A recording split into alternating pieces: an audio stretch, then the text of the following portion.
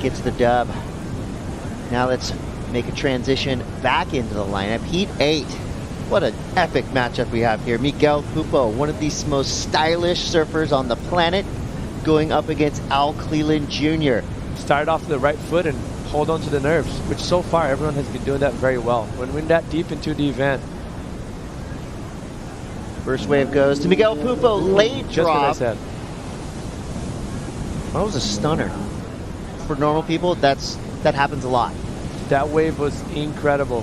That's such a bummer for Miguel to lose that opportunity. Allen.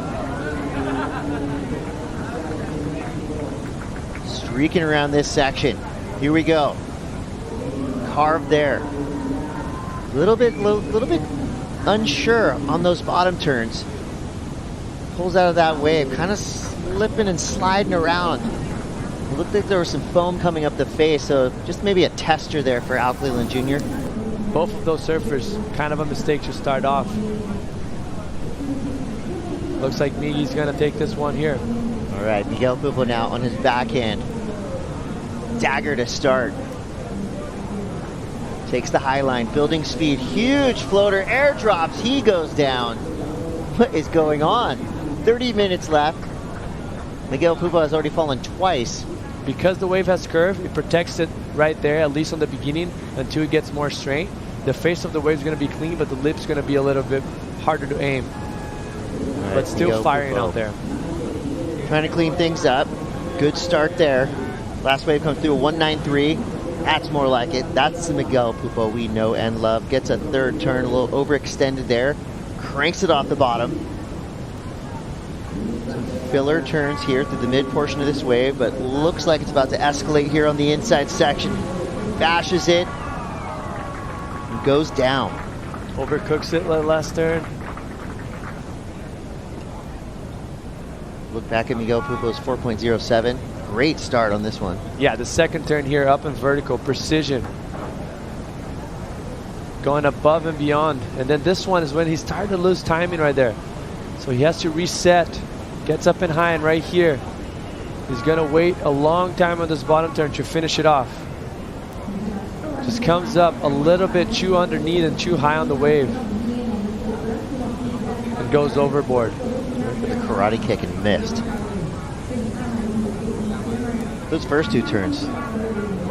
Big dog with big waves and big turns. Cole Hausman advancing through to the quarterfinals. His best results so far. And here we go. A.Cleland Jr. onto the inside section. Goes upside down and inverted. Front side 540 attempt. Goes awry. Cleland Jr. now underwater. Both of the surfers this is kind of a bad wave selection for Al.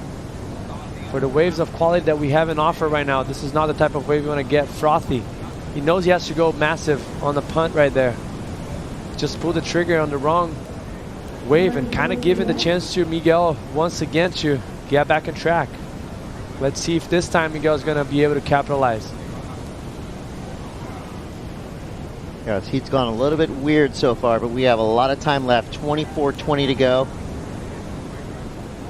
So far, A.Cleland in the lead, but only with a 6.17. Miguel's got a single wave score, a 4.07. We're back at it. Live action. Miguel Pupo. This wave looks amazing. Two big turns. Oh my God. Double overhead wall, still growing down the line. A beautiful smooth face on this wave. Good work on the outside. There's that extended super floater. Mark Sainsbury is stoked on that one. I mean, that is about as good as a backside floater can get. Yeah, that's more like it. Look Beginning at the to size. end, flawless. Look at the second bottom turn. Look how much he cuts it short right there. He thinks like he's going to go down to the bottom, and he just cuts it and gets up in vertical. And next stands on that third one. Gets a fourth one. That's the only downfall maybe, and then this is a massive floater down the line on his backhand. Stays a good 2 seconds on top of that, comes out clean. Carves it and still is able to find the criticalness of the wave right there to finish it off. The damage done on that wave, for me, was so far the best we've seen it. And it's all because of those setup bottom turns that he had. The second bottom turn specifically put him in such a good timing and the criticalness of the wave. I'll watch his floater all day. That was so rad. Check him out, like just eyeing it down where he's gonna land and trying to find that sweet spot where there's not much impact to be absorbed. This is impressive, and let's just mention how little mistakes. This is for me the best wave surfed so far in the heat on this event. Answer back from A.Cleland. Carved there, kind of frothy on the inside. He gets a hammer for the finish. Because look at these waves. Let's catch up to what happened here out the back with all.